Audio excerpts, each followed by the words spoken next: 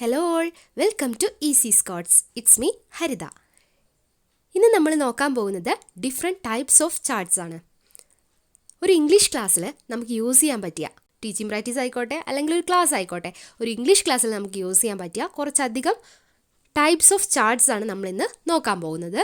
മെയിനായിട്ട് ഞാനൊരു 5 ചാർട്ട്സിനെ പറ്റിയാണ് ഇവിടെ പറയുന്നത്. അതിൻ്റെ കുറച്ച് മോഡൽസും കാണിച്ചു തരുന്നുണ്ട്. സോ തുടങ്ങാം അല്ലേ. ഈ 5 ചാർട്ടാണ് ഇന്ന് നമ്മൾ നോക്കാൻ പോകുന്നത്. Content chart, tabular chart, tree chart, flow chart and finally flip chart. ഓരോ ചാർട്ടും എന്താണെന്ന് എല്ലാവർക്കും അറിയായിരിക്കും. കണ്ടന്റ് ചാർട്ട് എന്ന് പറയുമ്പോൾ എന്തെങ്കിലും ഒരു കണ്ടന്റിനെ പറ്റിയിട്ട് 2-3 വരിയോ മാക്സിമം പോയ ഒരു 5 വരി, അതിലധികം എഴുതാൻ പറ്റില്ല ഒരു കണ്ടന്റ് ചാർട്ടിൽ. സോ ആ ഒരു കണ്ടന്റ് നമ്മൾ ആ ഒരു ചാർട്ടിൽ എഴുതുന്നതാണ് കണ്ടന്റ് ചാർട്ട് എന്ന് പറയുന്നത്. ഓരോ ചാർട്ട് എഴുതുമ്പോഴും നമ്മൾ അതിനെ കുറച്ച് കാര്യങ്ങളൊക്കെ ശ്രദ്ധിക്കാനുണ്ട്.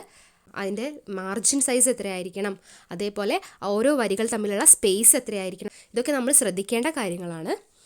ടാബുലർ ചാർട്ട് എന്ന് പറയുമ്പോൾ നമുക്കറിയാം ടേബിൾ വരച്ചിട്ട് എഴുതുന്ന ചാർട്ടാണ്. ദെൻ ട്രീ ചാർട്ട്, ട്രീ വരച്ചിട്ട് നമ്മൾ അതിൻ്റെ ഉള്ളിൽ എഴുതുന്ന കുറച്ച് കണ്ടൻസ് ഒക്കെ എഴുതുന്ന അതാണ് ട്രീ ചാർട്ട്. ഫ്ലോ ചാർട്ട് എന്ന് പറയുമ്പോൾ നമുക്കറിയാം ടൈം ലൈനൊക്കെ നമ്മൾ എഴുതുന്നുണ്ടല്ലേ. സോ അതൊക്കെ ഒരു ഫ്ലോ ചാർട്ടായിട്ട് വരാം. Then flip chart. Flip chart എന്ന് പറയുമ്പോൾ ഫ്ലിപ്പ് ചെയ്യാൻ പറ്റിയ, അതായത് ഇങ്ങനെ മറിക്കാൻ പറ്റിയ തരത്തിലുള്ള ചാർട്ട്സ് ആണ് ഫ്ലിപ്പ് ചാർട്ട്. ഇനി നമുക്ക് ഓരോന്നായിട്ട് നോക്കാം. ആദ്യം നമ്മൾ നോക്കാൻ പോകുന്നത് കണ്ടന്റ് ചാർട്ടാണ്. സോ ഇതൊരു കണ്ടന്റ് ചാർട്ടിന് എക്സാമ്പിളാണ്. ഇപ്പോൾ ഇതിൽ കാണുമ്പോഴാണ് കുറച്ചൊരു വൈഡായിട്ട് തോന്നുന്നത്.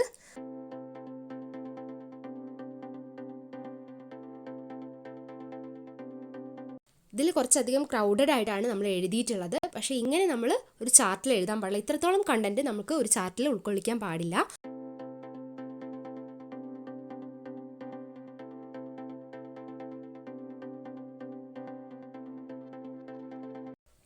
ഓവർ ക്രൗഡഡ് ആവാൻ പാടില്ല നമ്മുടെ ചാർട്ട് എപ്പോഴും. നീറ്റും ആയിരിക്കണം. അതേപോലെ ഏറ്റവും പുറകിലിരിക്കുന്ന കുട്ടിക്ക് വരെ കാണാൻ പറ്റുന്ന തരത്തിലുള്ള അത്രയും വലിയ അക്ഷരങ്ങളും ആയിരിക്കണം നമ്മൾ ഈ ഒരു ചാർട്ടിൽ എഴുതേണ്ടത്. ഇതൊരു എക്സാമ്പിളാണ്. റാൽഫ് വാൾഡോ എമേഴ്സൺ, ആ ഒരു പോയറ്റ്, അമേരിക്കൻ പോയറ്റാണല്ലേ, അദ്ദേഹത്തിനെ പറ്റിയിട്ട് എഴുതിയിട്ടുള്ള ഒരു കണ്ടന്റ് ചാർട്ടാണിത്. Then Gabriel Garcia Marcus.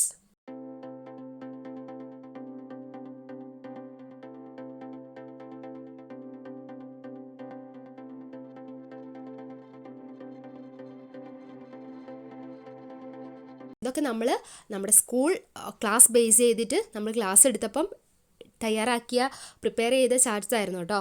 Gabriel Garcia Marquez ഫെയിൽ ചാർട്ടായിരുന്നു ഇത്. അതൊരു കണ്ടന്റ് ചാർട്ടാണ് എഴുതിയിട്ടുള്ളത്. ദെൻ ബ്ലോഗിനെ പറ്റിയിട്ട് ഒരു കണ്ടന്റ് ചാർട്ടാണ് എഴുതിയിട്ടുള്ളത്.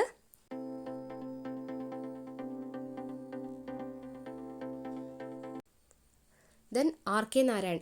കണ്ടന്റ് ചാർട്ട് മെയിനായിട്ട് ഇങ്ങനെ പ്രൊഫൈൽ ചാർട്ടായിട്ടാണ് എഴുതിയിട്ടുണ്ടായിരുന്നത് കേട്ടോ.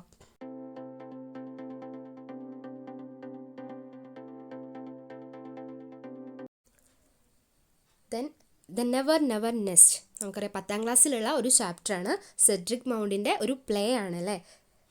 അതിൻ്റെ കുറച്ച് തീം എന്താണ്, അതിൻ്റെ ക്യാരക്ടേഴ്സിനെ പരിചയപ്പെടുത്തിക്കൊണ്ടുള്ള ഒരു കണ്ടന്റ് ചാർട്ടായിരുന്നു ഇത്.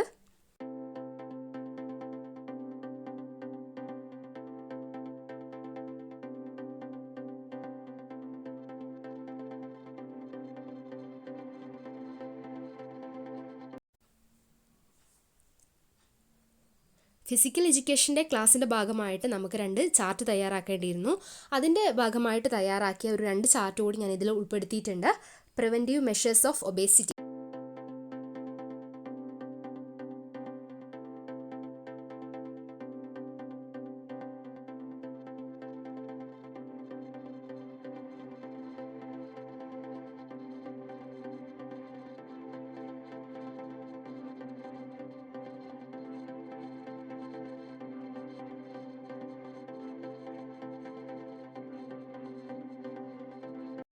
കേശവ ശങ്കര പിള്ളൈ, അദ്ദേഹത്തിൻ്റെ ഒരു പ്രൊഫൈൽ ചാർട്ടാണിത്.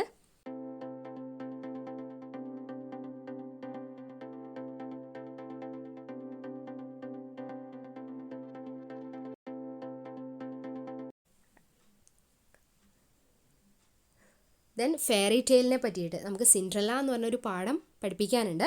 അതിനെ ബേസ് ചെയ്തിട്ട് നമ്മൾ ഒരു ഫെയറി ടെയിൽ എന്താണ്, അതിൻ്റെ കുറച്ച് എലിമെൻറ്റ്സ് എന്താണ് എന്നൊക്കെ കൊടുത്തൊരു കണ്ടന്റ് ചാർട്ട് എഴുതിയതാണ് കേട്ടോ ഇത്.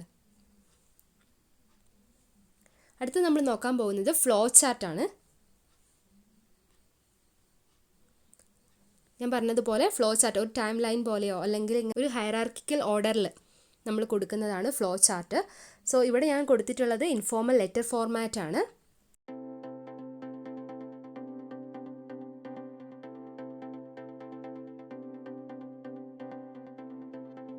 ഒരു ഇൻഫോർമൽ ലെറ്ററിന് ഒരു ഫോർമാറ്റ് ഉണ്ടല്ലേ, അതാണ് ഞാൻ ഇവിടെ എഴുതിയിട്ടുള്ളത്. First senders address, then date, then salutation, then body of the letter, then closing, then signatory. ഇത് നമ്മൾ ഒരു ടെക്സ്റ്റ് ബുക്കിൽ നിന്ന് തന്നെ എടുത്തതാണ് കേട്ടോ. അത് ഞാനൊരു ഫ്ലോ ചാർട്ടാക്കി മാറ്റിയതാണ്.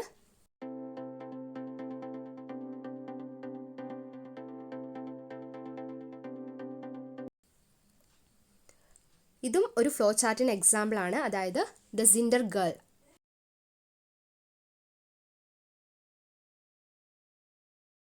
സിൻഡ്രല്ല സ്റ്റോറിയുടെ ഭാഗമായിട്ട് അതിൻ്റെ കുറച്ച് ഈവൻറ്റ്സ് അതൊന്ന് ഫ്ലോ ചാർട്ട് പോലെ എഴുതിയതാണ് കേട്ടോ ഇത്. അടുത്തത് നമ്മൾ നോക്കാൻ പോകുന്നത് ട്രീ ചാർട്ടാണ്. Types of poetic imagery.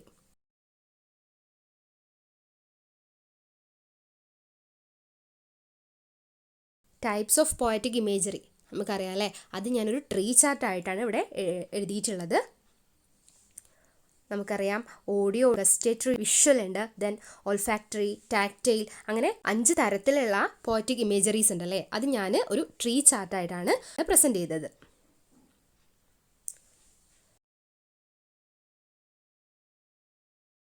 Then ഞാൻ ഒരു റൈറ്ററുടെ പ്രൊഫൈലാണ് അടുത്ത ഒരു ട്രീ ചാർട്ടായിട്ട് കൊണ്ടുവന്നിട്ടുള്ളത്.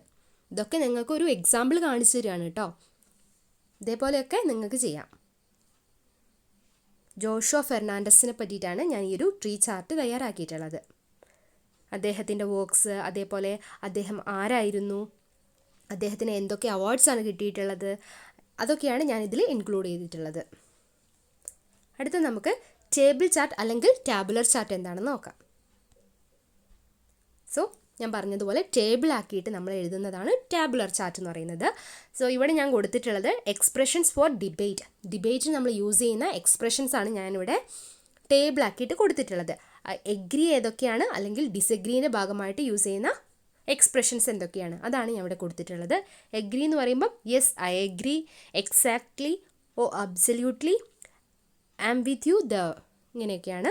ദെൻ ഡിസഗ്രി എന്ന് പറയുമ്പം I can agree, oh surely not, അല്ലെങ്കിൽ not really, I beg to differ, അങ്ങനെയൊക്കെ കൊടുത്തിട്ട് അങ്ങനെ ഒരു ടേബിൾ ചാർട്ടാണ് ഞാൻ ഇവിടെ കൊടുത്തിട്ടുള്ളത്. അടുത്തൊരു എക്സാമ്പിളാണ് അലിട്രേഷൻ ആൻഡ് അസൊനൻസ്. സോ അതെന്താണെന്നും അതേപോലെ അതിനൊരു എക്സാമ്പിളും കൊടുത്തിട്ടാണ് ഈ ഒരു ടാബുലർ ചാർട്ട് തയ്യാറാക്കിയിട്ടുള്ളത്. അടുത്തത് എന്താണ് ഒരു പ്രിഫിക്സ് ആൻഡ് സഫിക്സ്. ഇത് ഞാനൊരു ആക്ടിവിറ്റി ഓറിയൻറ്റഡ് ആയിട്ട് ക്ലാസ്സിൽ ചെയ്യിപ്പിച്ചതാണ് കേട്ടോ. അതും ഞാനൊരു ടേബിൾ ചാർട്ടായിട്ടാണ് കൊടുത്തിട്ടുള്ളത്. ഒരു ആക്ടിവിറ്റി ചാർട്ടായിരുന്നു ഇത്. അതായത് ക്ലാസ് എടുത്തുകൊണ്ടിരുന്നപ്പം കുട്ടികളെ കൊണ്ട് തന്നെയാണ് ഇത് ചെയ്യിപ്പിച്ചത്. സോ പ്രിഫിക്സ് ഏതാണ് അല്ലെങ്കിൽ സഫിക്സ് ഏതാണ്, അതിൻ്റെ റൂട്ട് വേർഡ് ഏതാണ്, അത് മാച്ച് ചെയ്യാൻ വേണ്ടിയിട്ട് കൊടുത്തതായിരുന്നു ഇത്. സോ നമുക്ക് ഇങ്ങനെയും ചെയ്യാം എന്നാണ് ഞാനിവിടെ ഉദ്ദേശിച്ചത് കേട്ടോ.